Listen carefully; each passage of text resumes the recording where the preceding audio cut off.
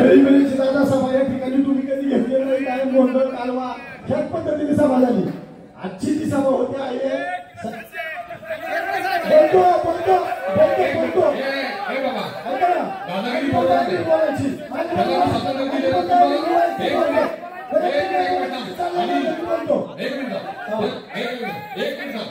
ही दादागिरी झाली. एक मिनिट ऐकून घ्या, बोलूनच खाली बसता. ऐकून घ्या बाबा.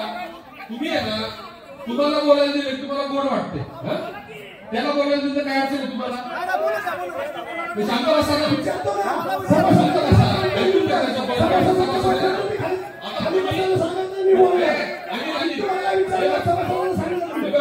सगळ्यांना कोण तुला आले माहितीये. तुला तुझे लोक बोलले पक्षाची, तुला गोड वाटते आणि दुसरे बोलले तर तुला काय वाईट वाटायला लागले. मला नारळ करता का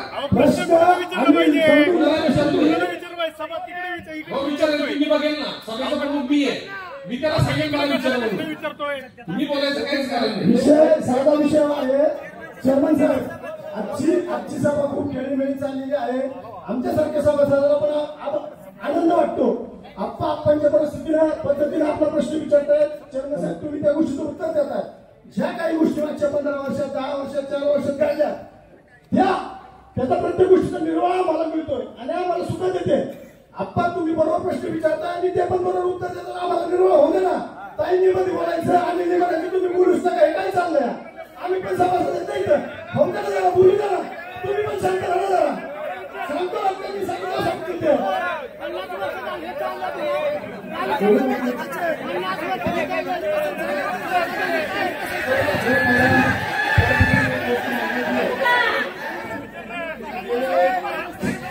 हॅलो हॅलो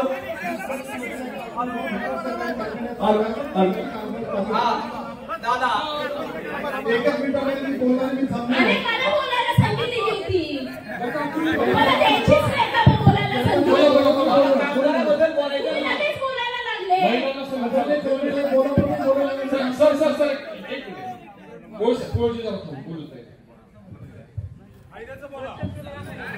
फायद्याचं बोलते.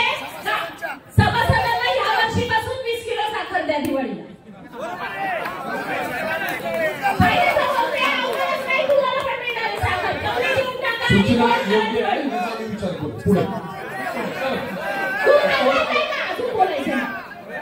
माझ्या माहितीप्रमाणे मला वाटतं मनोजनी का कुणी इथं तरी निवडणुकीचा विषय काढला. चेअरमन साहेब, बाकीच्या कारखान्यांच्या निवडणुका झाल्या, आपल्या बरोबरच्याच कारखान्यांच्या निवडणुका झाल्या. माझी तुम्हाला विनंती राहील की एक तर मागच्या वर्षी मी अग्रीमेंटची कॉपी मला मिळावी असं आग्रह धरला होता. काय होतंय, अग्रीमेंटची कॉपी न मिळाल्यामुळं agreement MSC bank, lead bank, PDCC bank ह्या सगळ्यात आम्हालाही कळत नाही. शेवटी बँक पण शेतकऱ्यांची आहे, कारखाना पण शेतकऱ्यांचा आहे. हे जर आम्हाला सविस्तररित्या कळालं असतं तर कदाचित आम्ही आपल्याला सांगितलं असतं हे प्रश्न ते प्रश्न काय आहेत. तर त्या बाबतीत थोडंसं तुम्ही अजूनही दखल घ्या. अग्रीमेंटची कॉपी मिळाली तर आम्हालाही थोडासा अभ्यास करता येईल. आम्हाला कारखाना चालावा हीच इच्छा आहे, कारण शेवटी शेतकऱ्यांचा कारखाना आहे. तुम्ही म्हणताय ज्याप्रमाणे सहकारी साखर कारखाना आहे, भाडे तत्वावर दिलेला आहे. परंतु हे करत असताना माझी माहिती, तुम्ही जास्त कायदेशीर बोलता, तुम्ही वकील आहात त्याच्यामुळं, माझी माहिती जी आहे ती अशी आहे की आपण इलेक्शनचे पैसे भरल्यावर आपली इलेक्शन लागते. जर कारखान्याकडे इलेक्शनला पैसे असतील तर भरा, नाही तर सभासद कॉन्ट्रीब्युशन काढून पण भरतील. समजा तशी जर माझी माहिती आहे लावायची स्थिती आली आणि त्यावेळेस ज्यावेळेस लागेल त्यावेळेस काही पैसे कमी पडतील ते तुमच्याकडून मागून घेईल. उलट कॉन्ट्रीब्युट करून द्या आवश्यकता असेल तर. तशी जर स्थिती आली, कारखान्याकडे पैसे भरायला निवडणूक लांबायला लागली. माझी माहिती जी आहे की बाबा आपण निवडणूक आयोग, नाही ऐका ना, मी माझी माहिती सांगते, सांगा ना तुम्ही. निवडणूक आयोगाकडे पैसे भरल्यानंतर इलेक्शन, ही माझी माहिती. उत्तर दिलं मी तुम्हाला. त्याच्या आधीचा प्रश्न बोलू दे ना.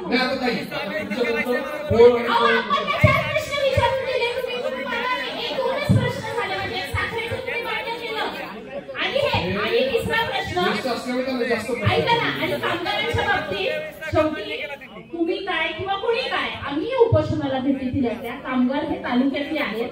मला मान्य आहे काही गोष्टी तुमच्याकडनं त्यांच्याकडनं झाल्या असतील, पण माझी विनंती राहील की कामगारांचे पैसे जे काही तडजोडीत असतील ते देऊन टाका. म्हणजे वारंवार दर जनरल मीटिंगला हा प्रश्न येतो, तो प्रश्न येणार नाही. आणि कारण काय होतं, कामगारांचा निवडणूक आल्या की कामगारांचे प्रश्न येतात. त्याच्यामुळे तो प्रश्न मिटवून टाका. तडजोडीच्या बाबतीत आपण सांगितलं त्या पद्धतीनं मी आपल्याला उपोषण झालं तेव्हा फोन केला होता, तर त्यावर आपण निर्णय घ्यावा ही विनंती करते. आणि साखरेचा मात्र तुम्ही जसं म्हणलाय विचार नका करू, आज जाहीर करा. आता त्याचं मला उत्तर तुम्ही देईपर्यंत थोडस लक्ष दिलं तर बरं होईल. तुम्हाला पहिलं निवडणुकीचं मी सांगितलं, दुसरा जो विषय सांगितला तुम्ही अग्रीमेंटची कॉपी, उत्तर ऐकलं तर बरं होईल. तुम्ही प्रश्न विचारतच नाही असं प्रश्न विचारला तर उत्तर ऐकलं तर मला तरी उत्तर देण्याचं समाधान मिळेल. तर दुसरा जो प्रश्न आहे की अग्रीमेंटची कॉपी, मी परत एकदा वारंवार जो उल्लेख केला तो परत एकदा करतो की अग्रीमेंट आणि पूर्ण टेंडर प्रक्रिया ही पुणे जिल्हा बँक आणि एमएससी बँकेने केली. ऐका ना, त्यांना माहिती नसेल, मी सांगतो.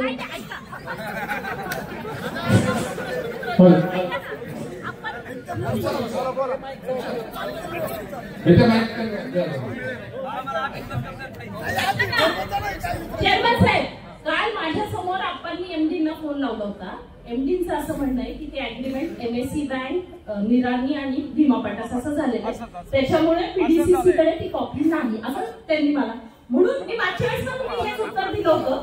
पण मला ती अग्रीमेंटची कॉपी बँक राहिली सोमवारी मी तुम्हाला सगळी त्याची कॉपी देतो. एमएससी बँक, भीमा पाटस कारखाना आणि निराणी असं अग्रीमेंट झालेलं आहे. हे मी तुम्हाला कॉपी देतो. कॉपी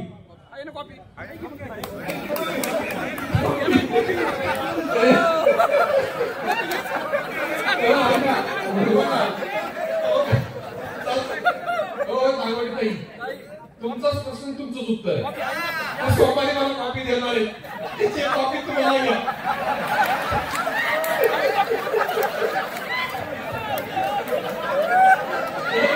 मी मागच्या सुद्धा सांगितलं होतं तुम्हाला खोटं म्हणतात कॉपी नाहीये, त्यांनी काल तुम्हाला सांगितलं कॉपी नाहीये आणि आज चंद्रपेटेला सांगितलं की उद्या कॉपी देतो. माहिती दिलेली आहे. तुम्ही जरा चेअरमन खोट्या लोकांच्यात बसू नका. एमएससी बँकेच्या एमडीला फोन लावला होता मी. ते म्हणले एमएससी बँक, निराणी आणि भीमा पाटस कारखाना अशा प्रकारचं अग्रीमेंट आमचं झालेलं आहे हे मी सांगतोय आणि ते समजून घ्या तुम्ही. आम्ही जर त्यांना कॉपी मागितली तर आम्हाला ते देऊ शकतात. एमएससी बँक काय झालं, काय शेवटी नीट बँक घेतली. असं वाटतंय हा की बघा, एका जनरल मिटिंगला उपमुख्यमंत्र्यांनी भाषण केलं होतं. तुम्हाला मी स्मरण करून देतो की मी बँकेची निवडणूक बिनविरोध करताना काही लोकांना काही गोष्टी करण्यासंदर्भातली प्रक्रिया मी ठरवलेली आहे. विशेषतः मी काही शब्द दिलेले आहेत. विशेषतः दमून आणि जुन्नरचा उल्लेख तिथं आला, तर त्याच्यामध्ये जे ठरले त्याप्रमाणे आम्ही करू. त्याच्यामध्ये आम्ही सगळ्यांना सांगतो की कुणी त्याच्यात पडू नये, संस्थेच्या हितासाठी आम्ही सगळं करतो. जनरल मिटिंगला जे भाषण अजितदादांनी केलं होतं, तुम्हाला पाहिजे तर मी उद्या, आज किंवा उद्या त्याचा एक मी छोटासा बाईटे पाठवून देईन. आणि ती आपली जी मागची अभिमन्यू गिरीमकरची जी उमेदवार होते त्यांनी माघार घेतल्यामुळे जी निवडणूक बिनविरोध झाली जिल्हा बँकेची, विषय मला तो विषय आहे ना खरा. त्यामुळे कदाचित तुम्ही संचालक असून सुद्धा तुम्ही तपासून बघा की जिल्हा बँकेच्या प्रक्रियेतून कदाचित या सगळ्या प्रक्रियेतून तुम्हाला बाजूला ठेवले का काय समजून घ्या. ऐका का, कारण कुणीही बाजूला ठेवू शकत नाही. हे बघा, माझी काय ताकद आहे ना, हे सगळे दौंड तालुक्याला आणि जिल्ह्याला सगळं माहिती. जिल्ह्याला आणि दौंड तालुक्याला माहिती माझी ताकद. त्यामुळं कुणी मला बाजूला ठेवतंय आणि कोण जवळ घेतंय हा विषयच नाहीये. तर आता त्याच्यामध्ये ते का बोललो मी, तर अग्रीमेंटचं तुम्हाला काल जे सांगितलं की नाही, आज सांगितलं की परत देतो. तर ही सगळी प्रक्रिया ही एमएससी बँकेने करताना जिल्हा बँकेच्या अटी शर्तीनुसार ही कारवाई केलेली आहे आणि प्रत्येक टप्प्यावर जिल्हा बँकेच्या संचालक मंडळाचं संमती घेतलेली आहे. प्रत्येक टप्प्यावर या सगळ्या प्रक्रियेला जिल्हा बँकेच्या अॅन्युअल जनरल मीटिंगने सुद्धा संमती दिलेली आहे. विषय पत्रिकेवर घेऊनही दिली, अॅन्युअलच्या विषयात सुद्धा दिलेली आहे. तर या सगळ्या प्रक्रियेत मुख्य कर्ज पुणे जिल्हा बँकेचा असल्यामुळे त्यांच्या अटी शर्तीनुसार म्हणजे अग्रीमेंट मध्ये मला जी माहिती आहे त्याप्रमाणे एक अट अशी आहे की मूळ अट हीच होती की पुन्हा जिल्हा बँकेचा जो ओटीएस करेल तोच याला पार्टिसिपेट होऊ शकतो आणि त्याप्रमाणे ते पूर्ण पैसे एकावेळी भरणं शक्य नसल्यामुळे 3 टेंडरला कुणी पार्टिसिपेट न होण्याचं कारण जिल्हा बँक होती. हे जर अटी जिल्हा बँक टाकत असेल तिथल्या संचालकांना हे माहीत असणं अपेक्षित आहे. माहीत नसते दुर्दैवी गोष्ट आहे. अटी शर्ती आपण टाकताना अग्रीमेंटची कॉपी सुद्धा आपल्याकडे असणंच अपेक्षित आहे. मी मागच्या मीटिंग मध्ये सांगितलं की जर ती कॉपी नसेल तर बँकेच्या कामकाजातला तो दोष आहे. मागच्या वेळी मी हेच सांगितलं की तो दोष दुरुस्त करावा, कॉपी एमएससी बँकेकडून मागून घ्यावी. ती जर मागच्या मीटिंग मध्ये सूचना करून घेतली असती तुम्ही, कारण की त्याचे सगळ्यात मोठे त्या अग्रीमेंटचे आणि या सगळ्या टेंडर प्रक्रियेचे लाभार्थी जिल्हा बँक होती. कारण की जिल्हा बँकेने ही सगळी प्रक्रिया करताना आपला ऑडिट वर्ग तो अडचणीत येणार नाही ह्याची काळजी घेतली, आपल्या मुद्द्यामध्ये अडचण येणार नाही ह्याची काळजी घेतली. त्याच्यामध्ये त्याच्यावर जे व्याज आहे त्याच्यात नुकसान होणार नाही ह्याची काळजी घेतली. त्याचबरोबर त्याच्यासह पुढे एनपीए गेल्यानंतर सुद्धा 8% व्याज आकारणी करून बँकेचं हित त्या ठिकाणी जपण्याचा प्रयत्न केला. त्याच्यामध्ये मी कोणतंही वावगं आहे असं माझं म्हणणं नाही. बँकेचं हित डोळ्यासमोर ठेवून माझं होतं ना झाल्याशिवाय कसं बोलायचं असं मांडल्याच्यानी असायला पाहिजे. मी बोलल्याशिवाय तुम्ही बोलायचं तेवढं राहिलं नाही ह्याच्यानंतर तुम्हाला समजून. तर त्याच्यामध्ये ते सगळं झाल्यानंतरच ही प्रक्रिया झाली आणि त्याच्यामध्ये लय आम्हाला शेतीच्या विषयावर बोलायचे. बोलू व्यापार मीटिंग सारख्या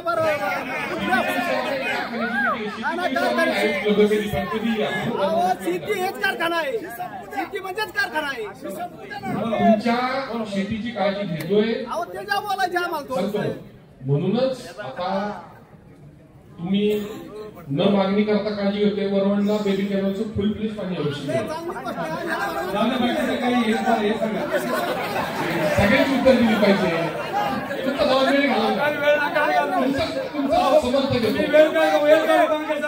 समर्थकाचा काय विषय नाही. मी वैयक्तिक आहे. तुम्ही ना थोडं असं नका करू. तळत मिळत नका. समर्थक आहे.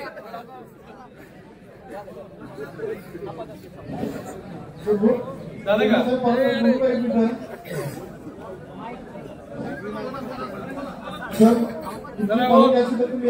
उत्तर देतात ना, उत्तर देतात ते. आता तुमचा बी बंद केला का?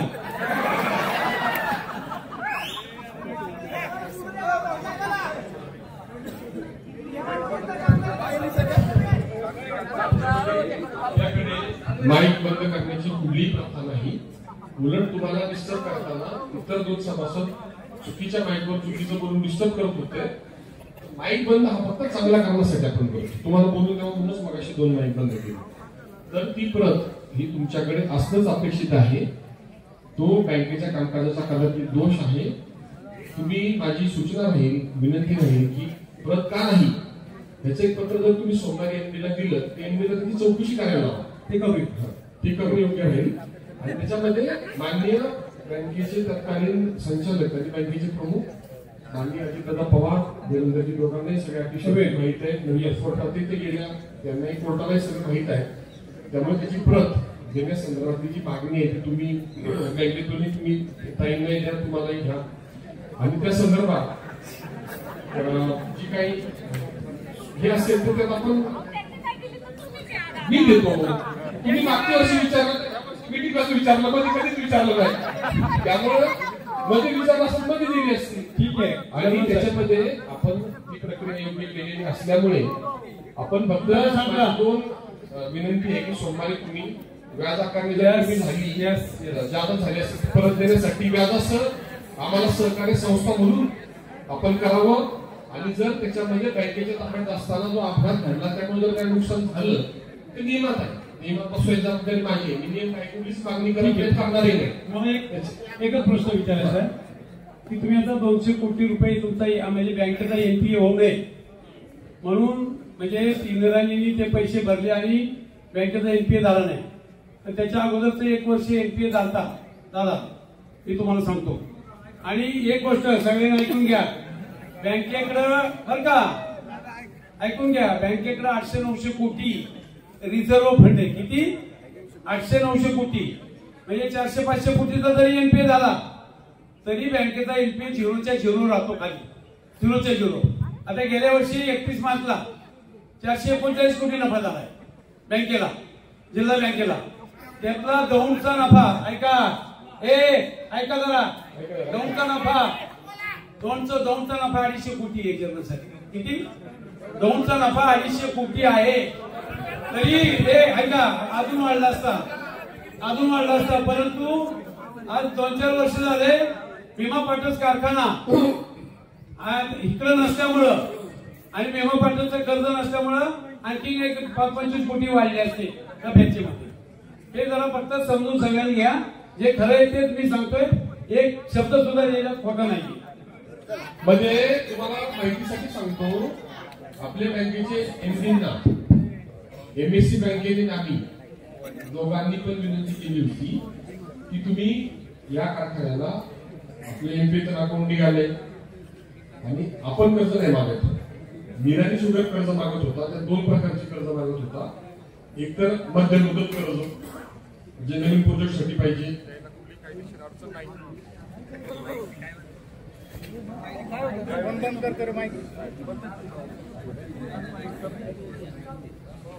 त्याला द्यायला कुठल्याही प्रकारची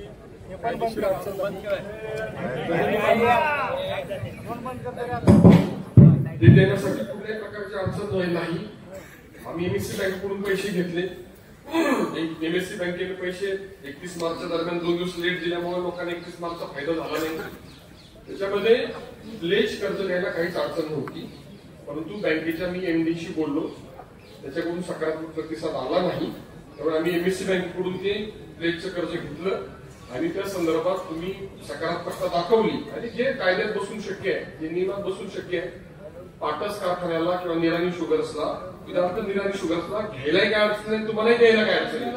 अजून इथे कर्जाची फॅसिलिटी वाढेल, बँकेही व्यवहारामध्ये चांगल्या पद्धतीने चालेल. तुमचा तसा प्रस्ताव असेल तर त्याचं स्वागत आहे आणि तशा पद्धतीने आम्ही प्रस्ताव कायद्यात देऊ आणि त्या संदर्भामध्ये थोडंसं राजकारण बाजूला ठेवून आणि एकमेकांचे काही कलुषित आहे ती बाजूला ठेवून मी सगळ्या सभेसमोर सांगतो की जर मी राजकारण रहित देवेंद्रजींना घेऊन अजितदादांना भेटून तुमचं हित जपण्याचा प्रयत्न करत असेल तर आदरणीय बँकेचे सन्माननीय संचालक जर बँकेचं हित जपण्याचा प्रयत्न करत असतील तर मी जबाबदारीने सांगतो की पुढेही अडचण कधीच केलेली नाही. जिल्हा बँकेत अगदीच सगळं आलबेल आहे, असं काही नसतं. प्रत्येक संस्थेत तक्रार करायला जागा असते. तक्रार तथ्य किती आहे मला माहित आहे. खरेदी विक्री सांगा तक्रार करायला वाव आहे, मी करत नाही. कृषी उत्पन्न बाजार समिती तक्रार करायला वाव आहे, मी करत नाही. एक परंपरा या सभेच्या निमित्तानं आता माननीय मार्केट कमिटीचे संचालक अतुल ताकोले त्यांनी सूचना केली की खेळीमेळीच्या वातावरणामध्ये सभा पार पाडली. तुम्ही योग्य प्रश्न विचारले, मी उत्तर देण्याचा योग्य प्रयत्न केलेला. तर हेच वातावरण जर आपण सगळीकडे ठेवू शकलो, आता आम्हालाही मार्केट कमिटीच्या बैठकीत वाकड करता आलं असतं, खरेदी विक्री संघात काहीतरी जाऊन तिथं प्रश्न विचारण्याची स्थिती आहे. तुम्ही पण त्याची नोंद घ्या आणि ह्या मतदारसंघाची ही या सगळ्या लोकांची खंत आहे, त्याला जबाबदार आपण सगळे लोक. उद्या बारामतीचा उल्लेख करतात, एकमुखी एकमेकाच्या पाठीशी उभे राहतात. माळेगाव सोमेश्वरला ज्यावेळी निवडणूक होते अटीतटीची आपल्यापेक्षा निवडणूक होते, पण तिथला सभासद निवडणूक झाल्यानंतर पाडल्यानंतर सुद्धा आपल्याच संस्थेला ऊस देण्याची परंपरा जपली, ते टिकले आणि ते वाढले. दुसऱ्याचा आदर्श ठेवणं योग्यच आहे, परंतु आपण त्या दिशेने जाताना आपलं वर्तन तुला तसं असायला पाहिजे. माझं तर सगळ्यात सर्वपक्षीय तिथे लोक आहेत आणि ज्यावेळी तालुक्यावर संकट आलं, मग कोरोनाचं येऊ किंवा यवत सारख्या घटनेचं येऊ, त्यावेळी मी कधीही काढता पाय घेतलेला नाही आणि माघार घेतलेली नाही. आणि शेवटी राजकारणाच्या ठिकाणी जे पाण्याचे प्रश्न मी मांडले, हा अतिशय गंभीर प्रश्न आहे. कैलासवासी सुभाष अण्णांनी आयुष्यभर प्रयत्न केले, मार्गी लागले नाही.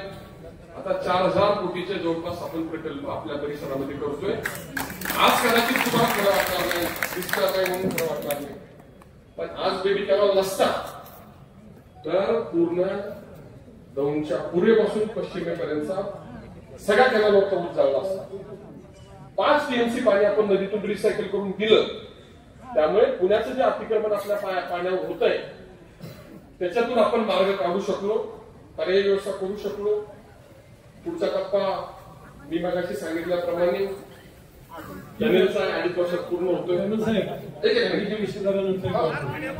संदर्भाशिवाय काहीच बोलत नाही, कारखान्यावरच बोलतोय. मी मगाशी सांगितलं की ऊस असेल, कारखान्याचा विचार करताना आधी सभासदांचा ऊसाचा विचार येतो, मग तुम्ही मी. माझी तुम्हाला एक विनंती आहे, काही चांगल्या विनंती अशी आहे की मी परवा मागच्या आठवड्यात ते बाबुराव कोण बोत्रे आहेत ना, अनुराध कारखाना त्यांनी काहीतरी घेतलाय आणि त्यांना मी सांगितलं, मला फोन आलता, म्हणलं तुम्हाला काय कारखान्याला लागलं कर्ज जसं अनुराधला देतो तो नागपूरला देतोय, आम्ही सगळ्यांना देतोय, तुम्हाला लागलं तरी आम्ही कर्ज देऊ हे तुम्हाला सांगतो. त्यांना मी सांगितलेलं आहे. तसं मी तुम्हाला इतर सगळ्यांच्या समोर म्हणजे ग्वाही देतो की तुम्हाला जे काही कर्ज लागेल ते कर्ज आमच्याकडनं कुठल्याही परिस्थितीत मिळेल त्याची चिंता करू नका. त्याच्या बाबतीमध्ये म्हणूनच मी तुमचे आभार मानण्यासाठीच उभा आहे. तुम्ही अतिशय चांगली भूमिका घेतलेली आहे, त्याचा मला आनंद झालेला आहे. बाईक चालेला तर कुठून बोलायला आपलं थोडा ताळमेळ राहिला. मागचे सभासद मागणी करतायत किंवा तक्रार करतात की आपल्या अवमेळामुळं तालुक्याचं नुकसान झालं, ते होणार नाही याची काळजी घेऊ, भरपूर निवडणुका लावू, भरपूर निवडणुका लढू, परंतु चांगलं काम चाललं असेल तर त्या ठिकाणी एकमेकांना बरोबर घेऊन पुढे गेलो तर या तालुक्याचं हित आहे हा विचार घेऊन या सभेतून बाहेर पडण्याचं काहीच हरकत नाही.